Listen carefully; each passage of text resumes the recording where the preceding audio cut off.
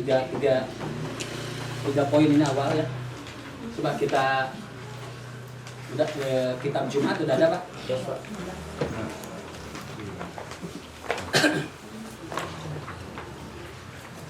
A'udzubillahi minasyaitonir rajim.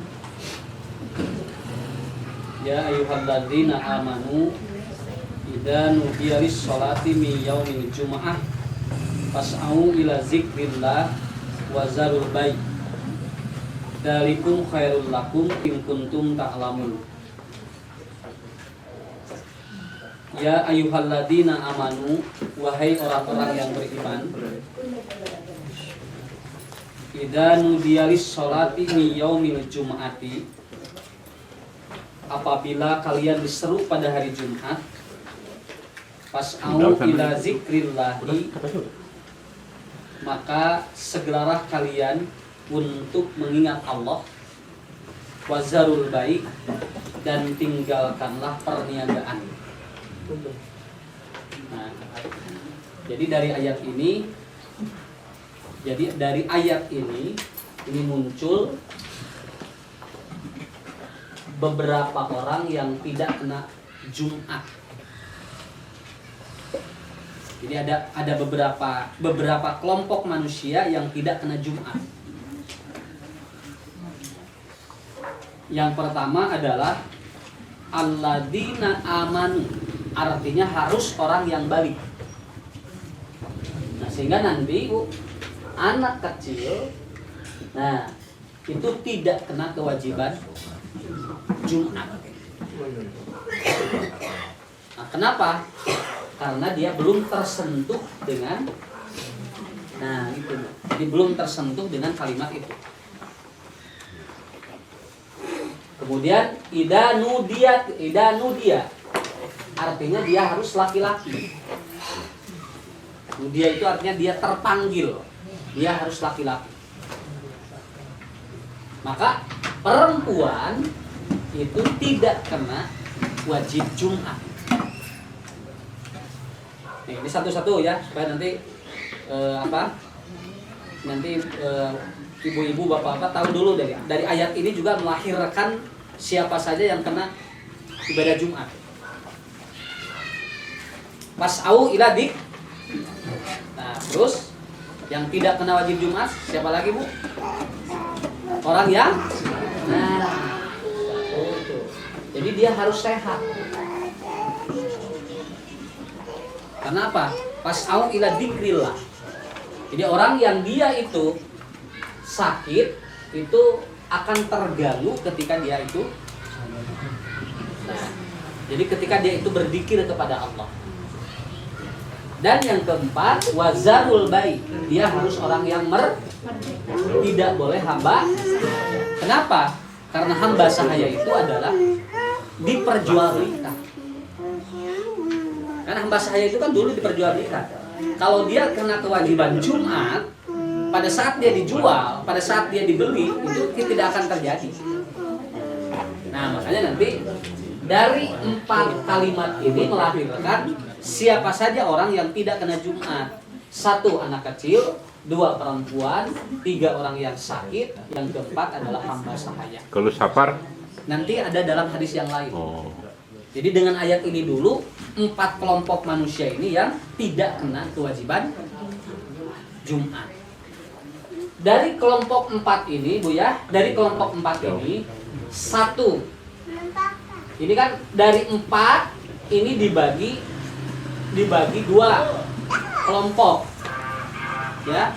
1, ada yang bebas sholat, anak kecil. Tuh kan. Jadi kan anak kecil itu kalaupun tidak Jumat kan tidak ada sholat duhur. Yang satu lagi 3 yang ini tetap dia melakukan sholat duhur. Contoh, hamba sahaya, kalau dia sudah dewasa dan muslim tetap duhur. Kemudian dia kalau orang sakit, kalaupun dia tidak Jumat tetap dia duhur. Kemudian perempuan, kalau dia tidak ada ataupun tidak ada yang menghalangi untuk sholat, tetap dia sholat duhur. Nah, karena yang ini bebas dan yang ini tetap sholat duhur, berarti ketentuannya adalah sholat duhurnya kembali ke 4 rakaat, tidak kembali kedua seperti jumlah sholat Jumat. Itu satu. Jadi nanti penyimpulan dari ayat ini sudah bisa membaca kenapa perempuan tidak boleh Jumat. Kenapa? Karena tidak masuk dalam kategori yang ini. Jadi kalau ada yang nanya, kenapa perempuan tidak ada? Selain nanti ada hadis, ada ayat ini. Ayat ini menyatakan bahwa ya ayyuhalladzina amanu idza nudiya. Kenapa? Pak, bisa dipaham nggak Pak? Kenapa ini nudiya itu tafsirnya ke perempuan? Karena pada awalnya perempuan itu sholat wajib di rumah. Dia tidak terpanggil untuk ke masjid, kan gitu. Afdolnya perempuan itu sholatnya di mana? Nah, kemudian laki-laki di mana? Nah, jadi gitu Bu. Jadi bukan berarti bahwa kalau laki-laki sholat di rumah itu menjadi tidak sah. Tetapi ada nilai-nilai afdoliyah. Sedangkan perempuan bukan berarti tidak boleh sholat di masjid Bu. Cuman ada nilai-nilai afdoliyah. Nah, jadi cara memahamkannya begitu. Ya. Ketika dia atau ke perempuan afdolnya sholat di rumah, berarti dia tidak terpanggil untuk ke masjid. Sedangkan sholat Jumat itu di masjid, gitu kan? Awalnya begitu. Nah itu satu yang harus kita pahami. Dua, coba Bu, hadisnya Pak. Kita bahasnya ini aja, kontennya supaya ini jelas. An Abi Hurairah annahu sami'a Rasulullah sallallahu alaihi wasallam yaqulu, nahnul akhiruna sabiquna yaumal qiyamah. Ini satu Bu. Pak ini bagus nih ya. Kata Rasulullah, kami yang terakhir diutus tetapi yang paling dulu dihisab pada hari kiamat. Pak, Bu, Nabi Muhammad itu kan nabi yang ya Pak? Nah, disebutnya teh khotamul anbiya. Dia terakhir diutus tapi pertama dihisab.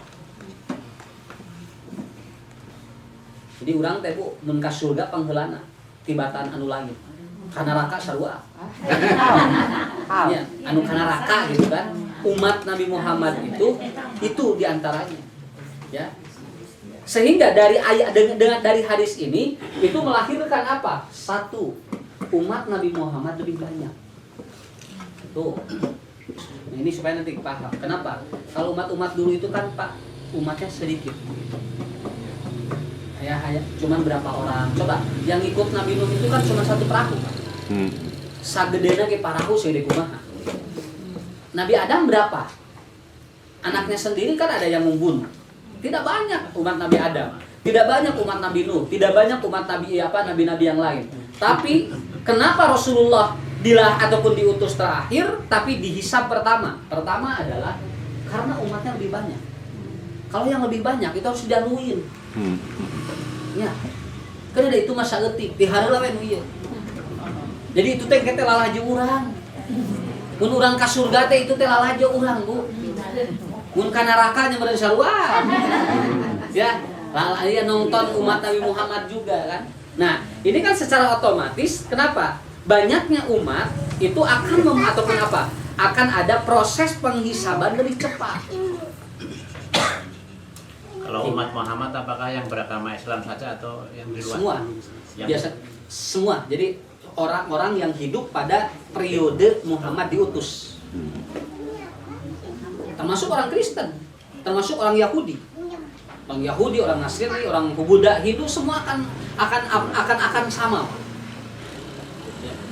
Cuman kalau untuk agama di luar Islam buat apa dihisab? Ya. Kenapa di sini Rasul mengatakan bahwa umatku yang dihisab? Ya kalau orang kafir nggak perlu dihisab, Bu. Orang musyrik nggak perlu dihisab. Coba kalau orang kafir mau apa yang dihisabnya? Dihisab itu ditimbang itu karena ayat timbangeunana. Hari itu makan kartu ayat timbangeunana. Artinya apa? Orang kafir ini langsung dilempar. Mata aing nu kieu raosnya itu mah cenah enak teu dihisab. Lain enak itu mah langsung asup gitu kan. Lalu mun asupna ka surga kan. Nah, dihisab itu ini Pak harus dipaham. Dihisab itu karena ada timbangan ketauhidan. Ketika timbangan ketauhidannya, ketika isi timbangan tauhidnya enggak ada, ini mau apa yang dihisab? Ya. Orang yang menyembah Tuhan yang salah mau apa yang dihisab, Pak? Makanya kan saya pernah menerangkan, Ciri orang yang paling bodoh adalah apa? Orang yang menyembah Tuhan yang Tuhannya dibikin oleh dirinya. Itu kan orang bodoh. Nyun pangeran, pangeran nanti dijieun ku manehna disembah dikira. Nah itu kan bodoh. Dan yang paling bodoh apa? Orang yang menyembah binatang. Ya. Kenapa? Binatang itu tidak lebih mulia dari manusia. Kemudian si binatang yang tidak lebih mulia dari manusia disembah oleh mereka. Ya.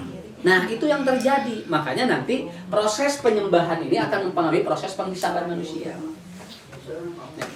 Tapi serendah-rendahnya, ini Bu ya, secerdas-cerdasnya orang kafir. Itu pikirannya itu di dunia hukum. Sebodoh-bodohnya orang Islam, itu pikirannya sampai ke akhirat.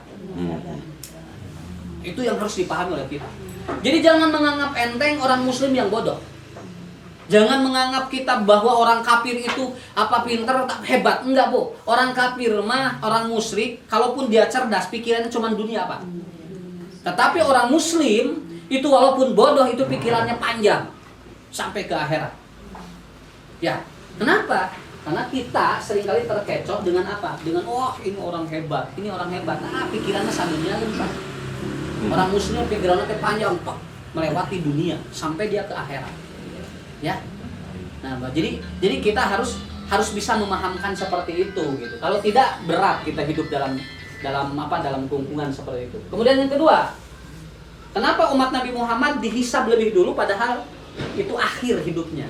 Karena yang kedua, umur umat Nabi Muhammad tidak sepanjang umur umat dahulu. Nah, gitu ya. Umurnya pendek, Pak. Taruhlah umur umat Nabi Muhammad. Coba sekarang sering lihat Bu yang usianya di atas 100. Jarang. Ya, bukan jarang lagi. Kita sama sekali susah untuk menemukan orang yang usianya 100 tahun. Di atas 100 itu apalagi muda. Ya.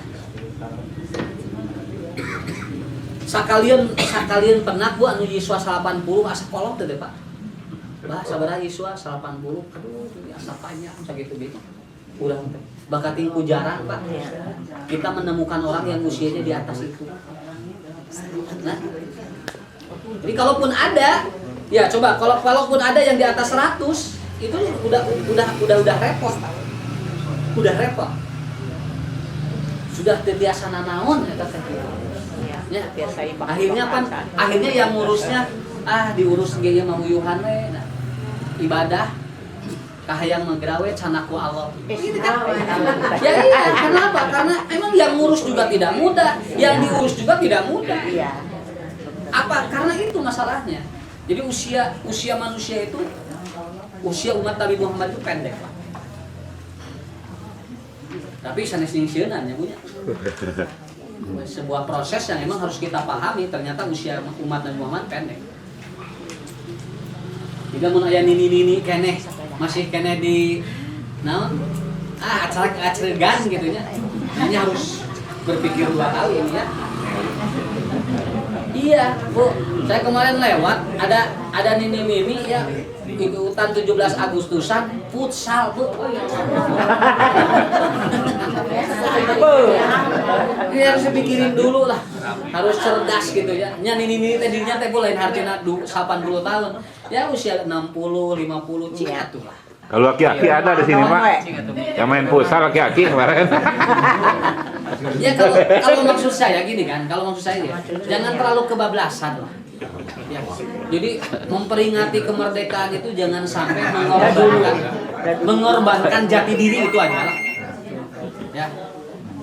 Aki-aki aya Pak, di erok main bola. Laksakeun sing teh ya Agustus.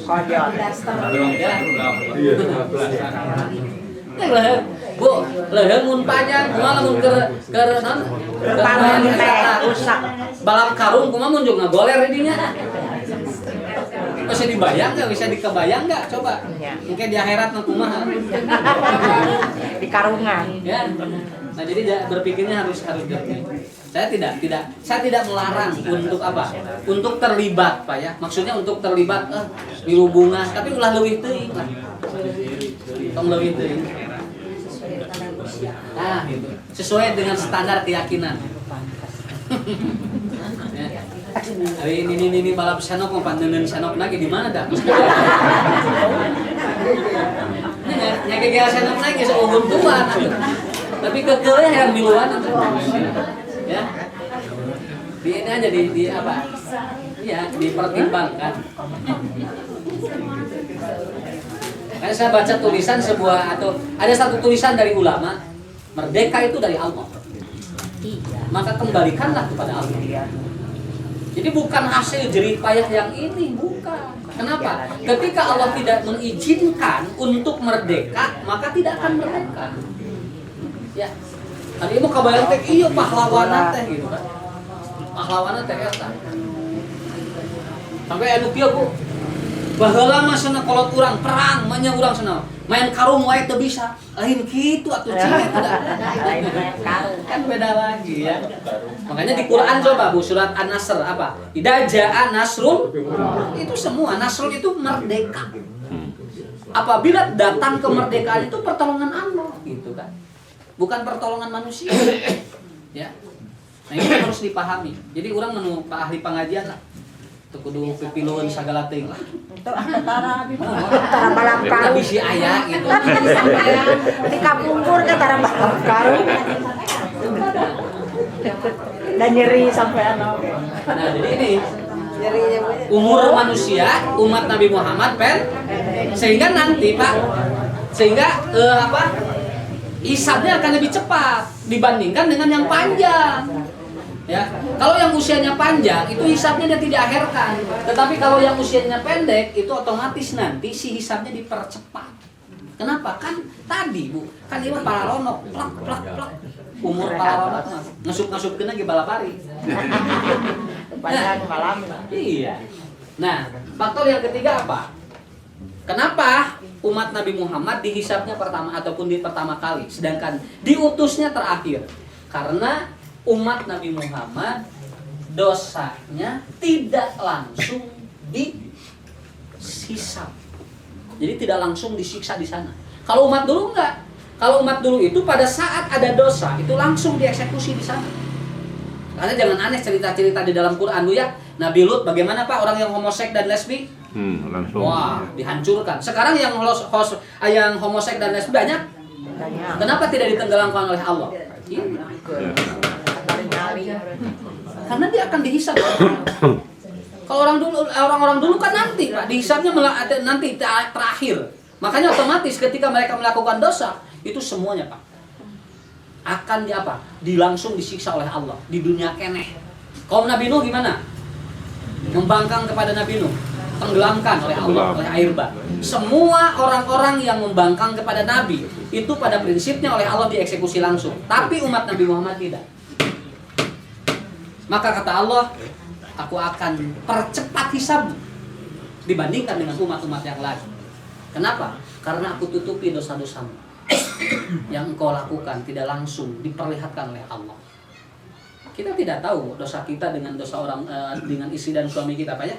Iya. Sampai orang yang meninggal pun tidak tahu dosa mereka. Ku Allah tadi dibikin kamawat bu teu apal. Nya, itu salah satu kelebihan umat Nabi Muhammad. Coba lamun kapungkur wah.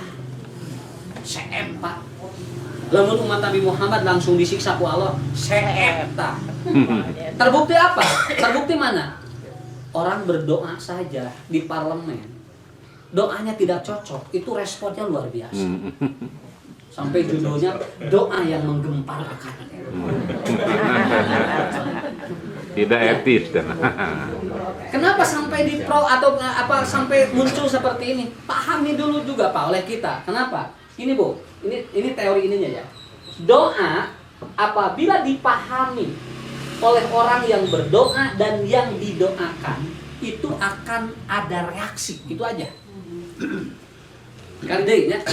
Isi doa apabila dipahami, itu akan ada reaksi dari orang yang berdoa dan yang didoakannya. Reaksinya mana? Reaksinya bisa dua. Satu bisa pro, dua bisa kontra. Nah, ini sesuatu. Berarti selama ini orang yang berdoa di parlemen puluhan tahun itu tidak dipahami oleh mereka. Baru doa kemarin yang dipahami. Sehingga muncul pro kontra ini kan? Iya. Berarti kabeh baheula ngadorong teh kiai teh pangaruh, Pak. Oh, betul. Sebab doana teh aya tidak dipahami oleh mereka. Iya. Begitu berdoanya begini, dia paham. Sampai ada satu anggota DPR mengatakan, mudah-mudahan Allah tidak mendengar doanya. Iya benar. Mudah-mudahan Allah katanya tidak mendengar doanya dan tidak mengabulkan. Kenapa? Karena ini di akhir doanya kan ada, ya Allah, kalaupun pemimpin-pemimpin kami jahat, maka bukalah taubat bagi mereka. Kalaupun mereka tetap jahat, gantilah pemimpin kami. Jadi tunggu nah. Kalaupun itu diijabah kan itu kumaha tuh, banyak kasut maranehana namanya. Nah, karena salah satu kunci di antara berdoa dan didoakan itu adalah pahami isi doa. Pahami isi doa. Nah, ini reaksi menurut saya bagus. Bagus apa? Jadi kita jadi ilmu. Bagi saya jadi ilmu. Saya baca berita itu. Oh ya bagus. Kenapa? Saya baca di beberapa kitab. Oh ternyata doa yang tidak dipahami tidak direspon oleh Allah, apalagi oleh manusia. Yang punya tuh gini nggak direspon ku manusia wae atau ayahnya reaksinya. Kamu mau direspon ku Allah. Berarti selama ini kita berdoa tidak dipahami oleh kita. Begitu aja. Ngaku aja orang tengah doa itu. Tapi nah ada ya reaksi ka jiwa urang. Oh berarti teu paham doa urang. Eta gini kan ieu mah aya reaksi kana jiwa. Berarti kan dia paham doa itu kan? Ya. Maka kita belajarlah Bu berdoa. Coba, Bu, kalau orang Pak berdoa dengan bahasa Arab lalu diaminkan. Amin itu tidak pengaruh kalau tidak ada paham. Iya. Iya, tidak tahu. Iya, iya.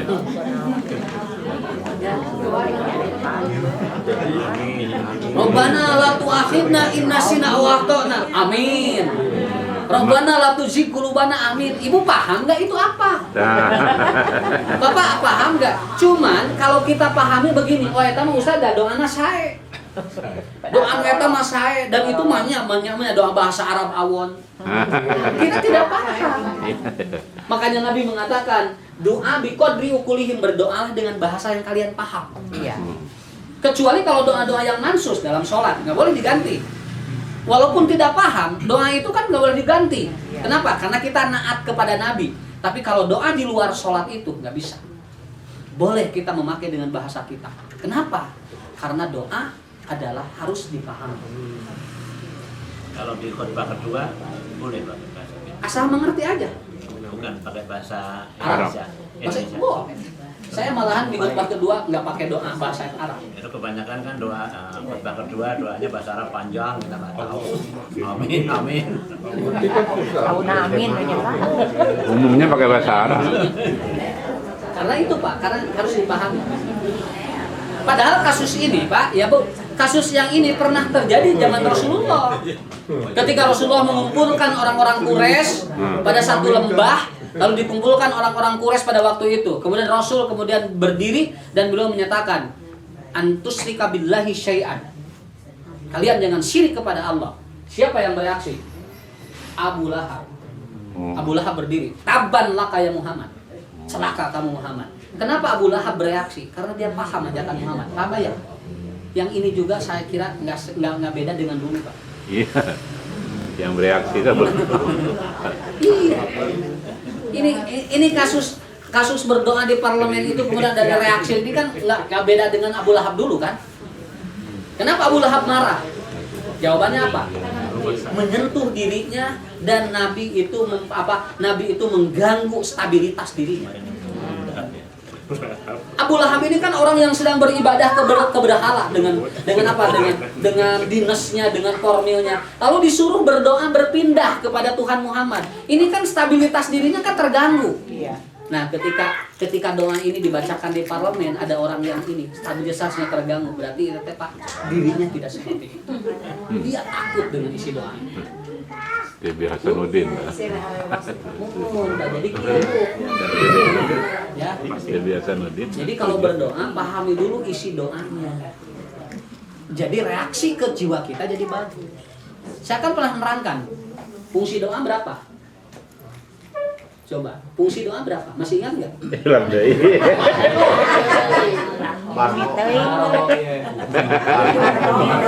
Ya kan dari Barohoma pernah ingatnya. Ini kan belepang teh ingat-ingat acar. Ya. Kan udah diterangin supaya ibu-ibu nanti paham bapak-bapak berdoa itu berfungsi buat apa. Jadi ketika ada yang berdoa lalu menyentuh kita jangan dulu marah. Kenapa? Karena kan harus tahu dulu fungsi doanya. Coba Bu, dalam hadis Pak apa? Doa itu sumsumnya ibadah di mana tempatnya? Atau sumsum di mana? Dalam tulang. Tapi awas Bu, sumsum walaupun dalam tulang itu fungsinya bagus. Iya. Buat apa? Buat alat transportasi. Yang kedua buat apa? Imunitas tubuh manusia jadi kuat. Kan fungsi sumsum itu. Makanya orang yang punya kanker dan tumor sumsum itu lebih cepat mati dibandingkan dengan kanker organ yang lain. Kanker dan TBC sumsum itu lebih cepat, dia itu rusak, bisa lumpuh seumur hidup.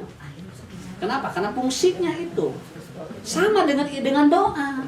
Doa itu kan seperti sumsumnya ibadah kan? Ya. Berarti kalau doanya bermasalah, itu orang bisa bermasalah dalam kehidupannya.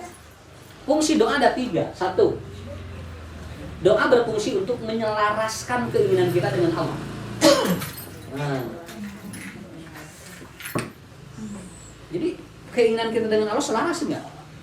Kalau apa yang kita doakan lalu tidak selaras dengan keinginan Allah, maka doa kita itu bukan tidak didengar oleh Allah, tapi Allah belum akan memberikan doa itu. Kenapa?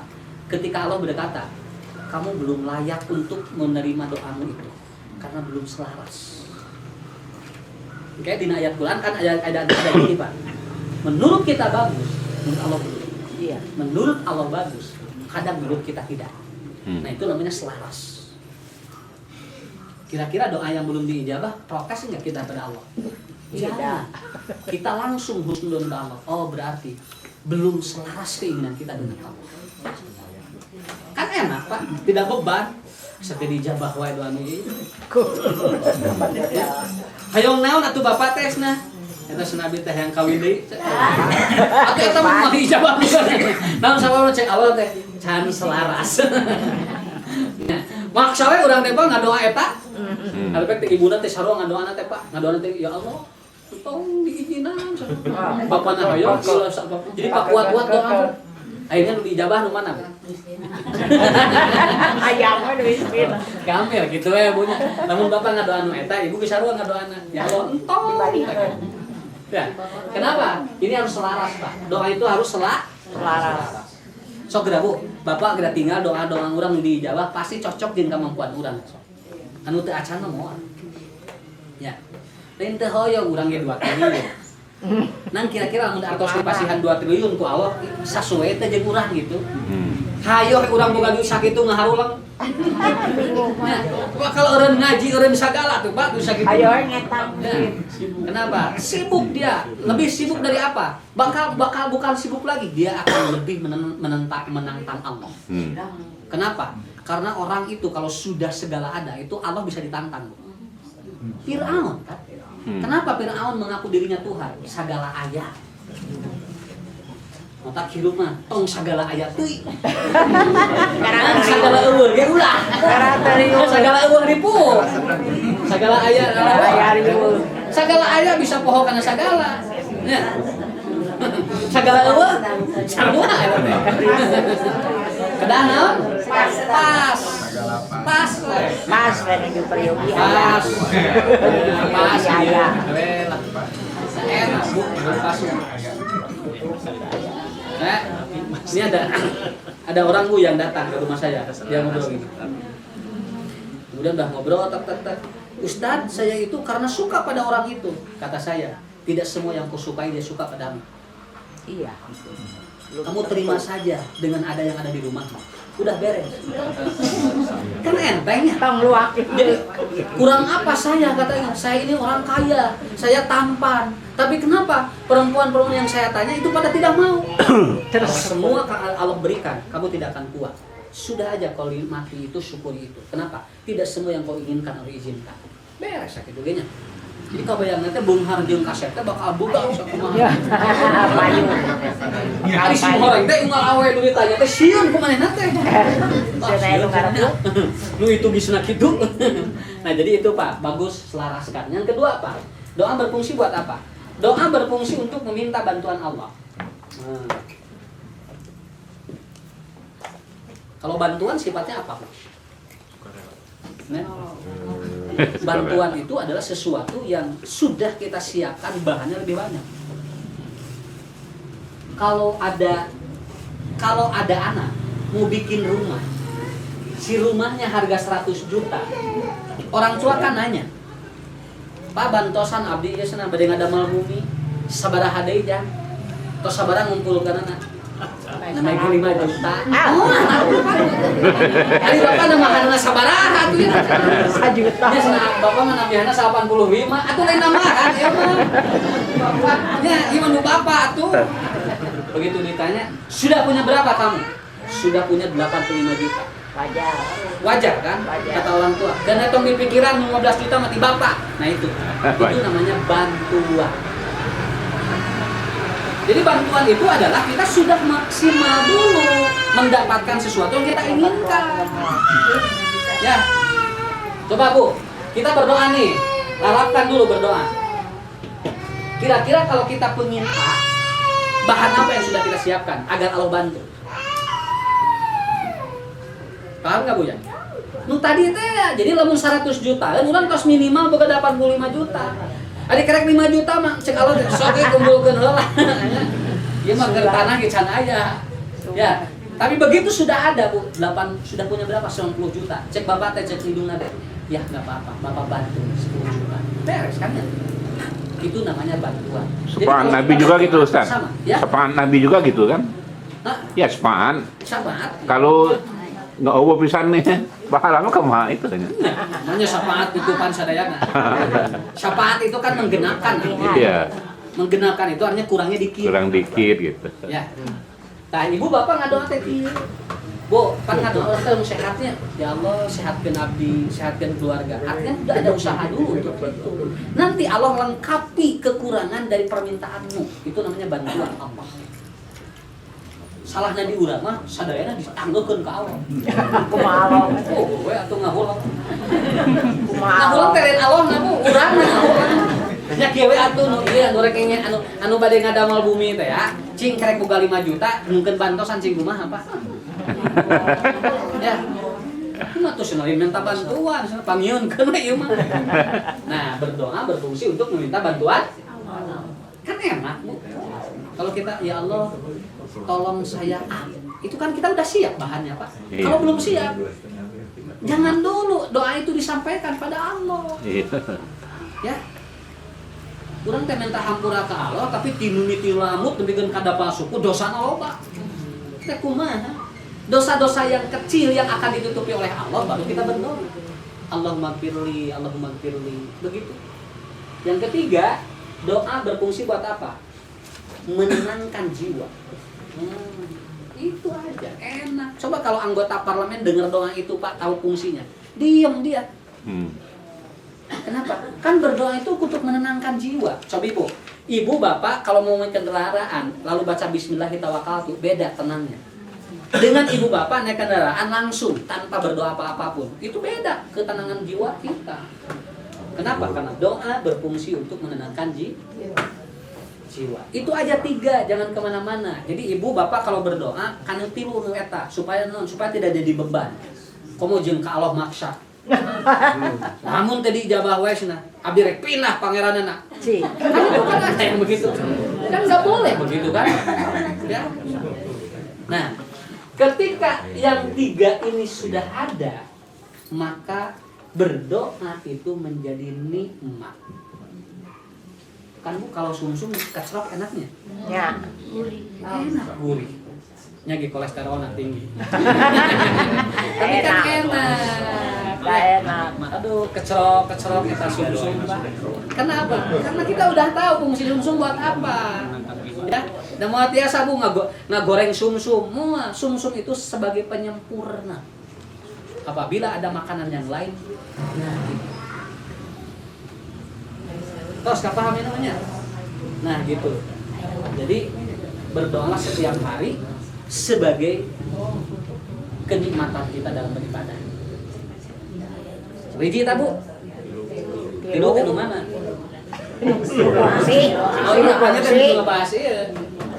Nah gitu kan? Ya. Jadi kita membahas tentang kelebihan umat Nabi Muhammad. Kenapa dihisab lebih dulu dibandingkan dengan yang lain? Karena ini lebih banyak jumlah manusianya, umurnya pendek, kemudian ada doa yang. Jadi katanya kan untuk umat selain Nabi Muhammad ya dihisab di dunia langsung cash ya.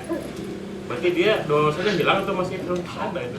Ya, kalau dosanya itu kaitan dengan ketauhidan ya, udah aja tidak pengaruh apa-apa.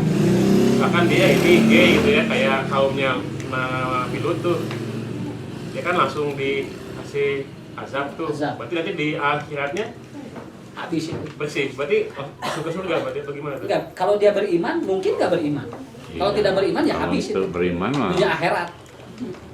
Makanya Bu, di antara doa yang tidak ada di doa Nabi yang lain, Nabi doa yang mana? Rabbana atina fid dunya hasanah wa fil akhirati hasanah. Itu nggak ada di doa nabi-nabi yang lain. Doa di Quran yang itu hanya dari Nabi Muhammad itu. Karena doa yang nabi-nabi lain nggak ada. Rabbana atina fid dunya. Nah, sedangkan orang kafir zaman Nabi Muhammad itu berdoanya begini, Rabbana atina fid dunya wa fil akhirati min khalaq. Itu kan ada. Itu kan doa yang keluar dari umat Nabi Muhammad tapi di luar Islam. Ya Allah, berikan aku senangan dunia, tapi biarlah akhirat itu lewat dari aku. Kan ada doanya itu kan? Kan ada ibu anu kapungkur anu nuju tawafa ngulingan Masjidil ngulingan Ka'bah dari Rukun Yamani ke Hajar Aswad. Itu ada dua bahasa doa yang dilantunkan oleh mereka yang tawaf. Orang-orang jahiliyah berdoanya apa? Rabbana atina fid dunya hasanah wa fil akhirati min khalaq. Kata Allah, ganti umatmu bukan begitu. Hai Muhammad, umat Islam berdoanya jadi apa? Rabbana atina fid dunya hasanah wa fil akhirati hasanah wa qina azabannar. Itu kan sababun nuzulnya begitu. Nah, eta Bu kelebihan umat Nabi Muhammad. Kita beruntung enggak berada pada zaman Nabi Muhammad? Beruntung, sangat beruntung menurut saya. Dan yang paling beruntung apa? Kita belajar ilmu agama, mendekatkan diri kita dengan sunnah Nabi. Oh, paling beruntung itu Pak. Pak nikmatna hirup di mana maut mawa Quran sunnah. Oh, saha Pak nulangkung begitu. Di sholatan kuno Quran sunnah, didoakan kuno Quran sunnah. Wah, nikmat yang luar biasa. Ya, coba kalau kita mati dalam keadaan bid'ah. Latuk balu ahlil bid'ah hatta yada'a bid'ah. Allah tidak akan menerima taubat ahli bid'ah sampai meninggalkan bid'ahnya. berat pisan. Berat atuh ahli bid'ah. Nikmatnya orang meninggalkan bid'ah itu ibadah kita dan dosa kita diampuni oleh Allah di dunia akhirat. Ya. Saya selalu mengatakan beruntung ibu-ibu bapak-bapak. Tak syukuran lagi kudu ngakoek.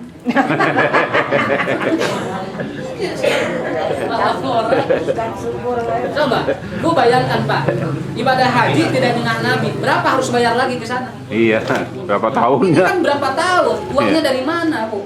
Lalu ternyata begitu tahu bahwa ini tidak nyunah, lalu bid'ah, ini apa yang harus dia lakukan? Ya, itu yang hebatnya itu. Penyesalannya. Yabda annahum utul kitaba min qablina. Lanjutkan aja Bu.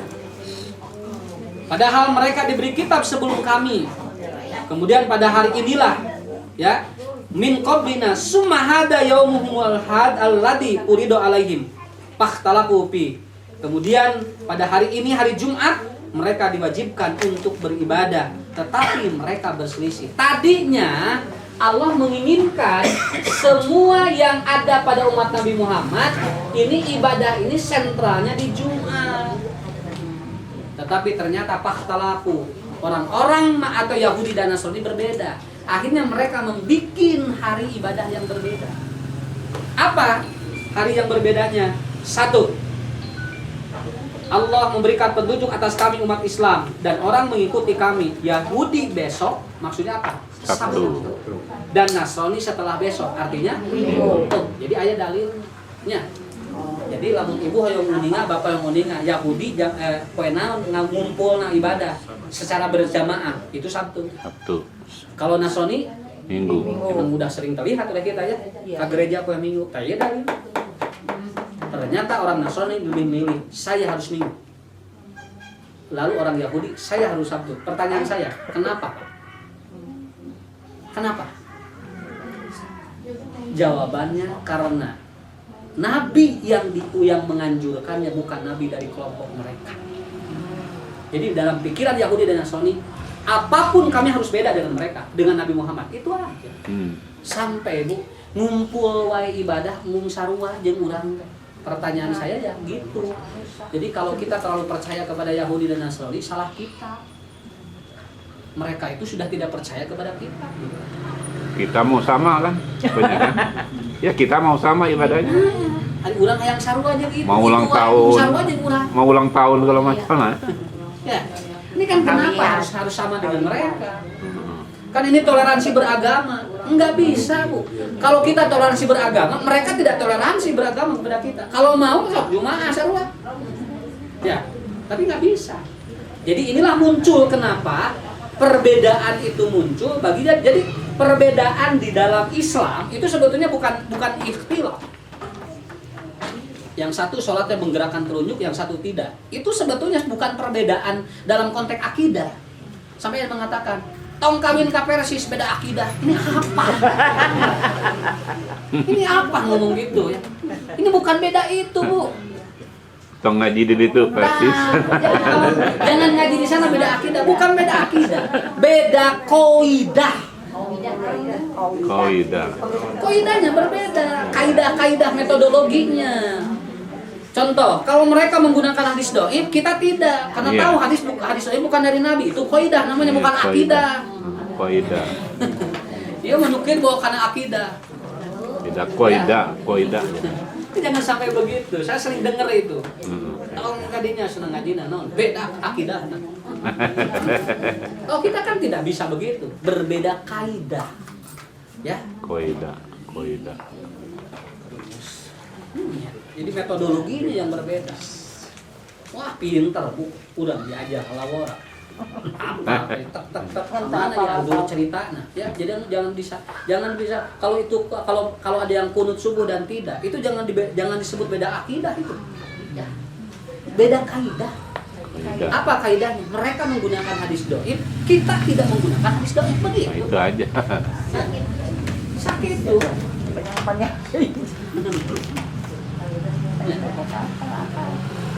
Coba, Bu, saya belajar dikit, Pak. 2 tambah 2 sabaraha? 4. Kalau ada orang yang menyebut 2 tambah 2 6, salah nggak? Salah. Nah, Salah. tanya dulu kaidah. Nama kayak genep. Tanya dulu, kenapa? Takut salah itu karena kita hafal kaidah ini. Ternyata 2 tambah 2 6, dia beda kaidah. Pemahaman. Kaidah itu cuma metode, Bu. Mereka ini kemana? Contoh tadi kan saya katakan, kenapa itu ada kenapa itu ada mengenai bab tertentu ya? Kenapa kayak kunut subuh? Kenapa yang ini tidak? Oh, yang itu menggunakan hadis dhaif. Yang tidak menggunakan hadis dhaif pasti bakal tidak kunut. Itu kaidah.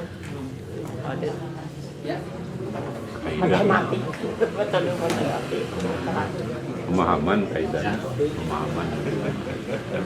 Akekah hari keberapa, Bu? 7. Kenapa ada yang hari ke-14 21? Beda kaidah. Nggak tahu. Karena mereka menggunakan hadis dhaif. Iya. Sedangkan yang sahihnya kan hari ke-7. Kalau yang tidak menggunakan hadis dhaif pasti 7 itu lewat 7 tidak akekah. Tapi karena hadis dhaifnya dipakai, jadi hari ke lewat ke-7 dipakai gitu. Ya. Kalau salah akidah, salah kaidah, Pak, berpahala tidak? Tidak. Hah? Tidak. Tidak. Kalau salah kaidah itu kan guru kalau 2 tambah 2 minta kaidahnya harus 4, lalu dia isi 6, ya pasti salah. Coret. Nggak kasih nilai dia. Ya, sarua dina ibadah gitu. Mau diberi nilai, da kaidahna kudu kieu. Begitu ke hati wes na ya. Nah, kemana? Ngarah pinter. Ngarah pinter. Coba satu lagi hadis. An Abi Hurairah radhiyallahu anhu anna Nabiy sallallahu alaihi wasallam qala, kenapa harus hari Jumat? Khairu yaumin tala'at fihi syamsu yaumul Jum'ah. Satu itu. Sebaik-baik hari yang padanya terbit matahari adalah hari Jumat. Wa yauma Jum'at fihi khuliqa Adam. Hari Jumat Adam diciptakan oleh Allah. Itu hari Jumat, Bu. Adam diciptakan oleh Allah. Wa fihi udkhila jannah. Hari Jumat Adam dimasukkan ke surga. Tapi bukan surga yang nanti. Tapi ini surga yang sudah dimasuk atau yang sudah pernah dimasuki Adam. Walaupun nanti hari kiamat terjadi hari Jumat. Wa fihi ukhrija minha. Adam pun dikeluarkan pada hari Jumat. Jadi jangan menghitung begini, berarti ngan saminggu Adam dina surga. Ya, beda wae diasupkeun Jumaah, keluar Jumaah deui. Sanes sih Bapak. Duka sabaraha puluh tahun Adam di surga. Cuman hitungannya Jumat dengan Jumat. Wala taqumus saatu illa fi yaumil Jum'ah. Dan tidak terjadi kiamat nanti kecuali hari Jumat. Lumayan tos kaliwat. Sadin lah ya. Jadi aya keneh pikiran sabinu karet. Tapi wala takum saatu illa yaumul Jum'ah. Tetapi walaupun hari Jumat, makanya Bu ada yang mengatakan begini. Maut pe Jumaah teh eta teh alus duka. Ya kan gitu. Ya. Karena ini kan wah, hari Jumat itu luar biasa, mulia sekali. Mati hari Jumat itu luar biasa. Anu lahir atuh deh. Mati luar biasa. Padahal Rasulullah sendiri meninggal hari Senin. Iya. Untuk menunjukkan apa? Hari itu tidak berpengaruh terhadap kualitas amal. Tetap aja kumaha urangna we, rek poe naon wae ge maot Bapak. Nya, pilih we. Nah, ibu-ibu, bapak-bapak, inilah kenapa Jumat manusia harus berkumpul. Maka disebut dengan apa? Jumat itu disebut dengan Idul Yaum. Iya. Idul Yaum. Pada setiap 1 minggu sekali orang ada Id, yaitu hari Jumat. Makanya zaman Nabi itu Pak, kalau suaminya Jumatan, istrinya menyediakan makanan di rumah. Ngabagiakeun kumaha we Id. Udah mah pas sakapeung pemajikan di rumah. Oh salatnya? Oh nggak pengaruh Bu. Ibu kalaupun nanti Jumatan masih berlangsung, sholat aja. Karena sholat itu didirikan karena waktunya udah tiba, bukan nunggu orang Jumatan. Zaman dulu, Kan? zaman dulu mah gitu. Ya kalau udah ada, sepuh Pak Bungkur Oh, padahal terkendali. tekeda. Kumaha mun salakin teh Jumaahan. Banyak Bu salakin teh Jumaahan, milu teh Jumaahan, kayak murid teh salat. Ah, abdi mau salat lohor, salaki ge tara Jumaahan. Enggak, sholat aja Bu, begitu sudah kedengar ada ternyata sholat. Sholat. Perempuan itu tidak terikat dengan khutbah itu. Yang tidak boleh itu adalah orang ketika khutbah dia sholat karena terikat dengan khutbah itu. Kalau tidak mau enggak sih Bu. Itu ada hubungan dengan Jumaahan Bu. Ya. Nah, Kecuali ibu-ibu di Masjidil Haram. Oh rame. Iya, karena dia mengambil pahalanya itu, Pak. Pahalanya sholat di Masjidil Haramnya. Paksa, padahal itu aturannya nggak boleh. Askar itu biasanya ngusir. Cuma ndak kumaha atuh ari loba teh ngehesek ngusir. Malahan begitu hadir itu ibu-ibu jam 11 sudah pada hadir. Saya juga bingung ya ngawut bahan kumaha. Dan itu hadir tamat. Ikut Jumatan. Kenapa? Karena itu Bu, mereka mengatakan hadisnya doi. Yang dikecualikan ibu-ibu Jumatan itu hadisnya doi. Saya kira itu Bu ya. Jadi ini materi ini saya sampaikan supaya nanti ada pengetahuan tentang masalah. Ada pertanyaan lain nggak? Mangga? Ya. Soal Jumat, kalau misalnya kita bisa sendiri Pak? Tidak bisa Pak. Nggak bisa. Karena ada khutbah. Terus digantinya bagaimana Pak? Kalau nggak bisa itu kan dia sholat duhur. Atau kalau memungkinkan ambil orang untuk menemani Jumatan. Harus ada khutbah. Iya, itu kan paket. Oke. Jadi tidak perlu diganti dengan sholat dulu. Nggak perlu, cari aja dulu temen yang mau melakukan Jumat. Kalau tidak, kembali ke duhur. Kalau tidak memungkinkan, misalnya darurat. Bukan tidak boleh Jumat, boleh tidak. Kalau tidak boleh Jumat kan beda. Artinya kalau memungkinkan tidak bisa Jumat, sholat duhur jamaah dengan asar. Pernah kan saya di itu kan di pesawat itu pas Jumat di atas. Ya kita sholat duhur aja dengan asar aja di pesawat. Karena apa ada di situ. Ya. Kalau sholat id, Ustaz, Sholat Id, pagi sholat id kita hari Jumat. Id jatuh pada hari Jumat. Bagi perempuan tetap sholat duhur. Bagi laki-laki yang sudah ikut sholat Id boleh tidak Jumat plus duhurnya hilang. Oh gitu. Ya, duhurnya hilang. Ya. Fakta kemarin katanya itu kalau untuk khusus sholat Jumat katanya itu tidak boleh di jamak dengan asar dan juga di itu kosong itu benar atau enggak? Itu kan Rasul lagi wukuf di Arafah. Hari Jumat kan? Hari Jumat. Nah, Nah, lalu sholat asar lagi. jamak kosong ya.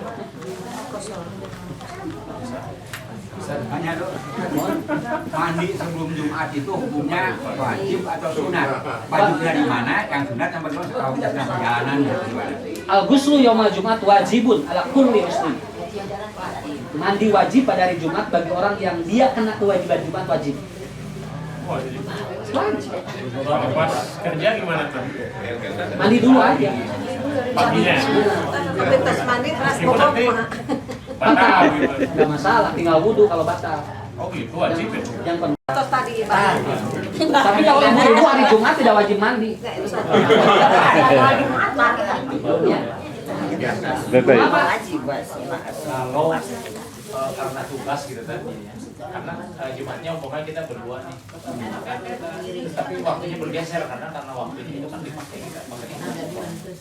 Boleh, yang penting masih di waktu duhur. Sebelum asar masih boleh Jumat. sampai sebelum asar. Iya. Saya banyak pertanyaan dari satpam-satpam yang bilang bilang Jumat. Maksudnya bagaimana caranya? Udah cari temen, lakukan di jam berapa yang bisa gitu aja.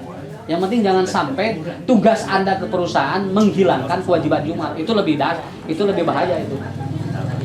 Ya. Kumaha Ibu? Tapi ada 8 poin. Padahal kan yang aslinya cuma 5 poin yang wajibnya gitu. Nah, dari teks yang 8 poin itu apakah boleh dipilih satu-satu, misalkan pengen yang ini, tapi yang penting 5 poin gitu misalkan. Atau memang misalkan sesuai dengan yang teks ayat aja yang aslinya aja gitu. Ada yang lebih pendek. Iya, ada yang lebih pendek, tapi kan kalau yang 8 poin palsu. Nggak ada kan? Maksimal 5 poin. Nah, Ya. tapi ada teks yang 8 poin itu, apakah dari yang 8 poin itu boleh dipilih yang mana aja gitu? Yang boleh dipakai itu yang emang hadisnya sahih. Yang sesuai dengan yang aja. Warzuqni warhamni, dini wa'afini. Iya. Itu aja. Jadi nggak bisa dipilih dari yang Nggak boleh, nanti kalau dipilih itu jadi bebas ngambil doa yang lain. Oh, ya. Jadi yang sesuai dengan yang di Iya. Tos punya? Oh Pak, Ibu gimana? kalau sholat wajib nggak keburu sampai yang kemudian di mall itu Pak.